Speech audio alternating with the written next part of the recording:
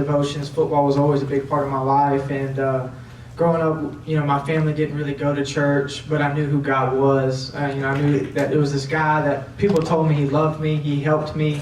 So kind of growing up, I never really understood what it was like to be a Christian. I never truly understood who God was. I just knew that he was some person out there. And he was more of a person in my life to where if I was going through some struggle, hey, this guy would be a lifeline for you. He could kind of help you out, but he wasn't truly a big part of my life through the ups and the downs, and I didn't really know God.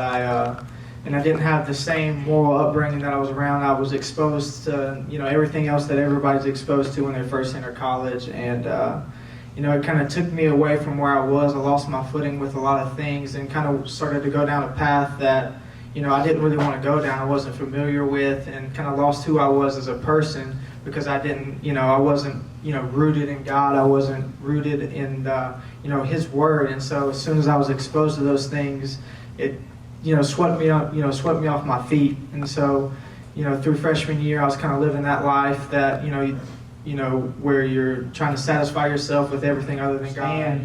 And they all came into my life, and then I was ready to hear it. And when I was actually ready to hear it, and when I actually heard the Word, God completely changed my desires. He completely changed my perspective on a lot of things and everything in life, truly.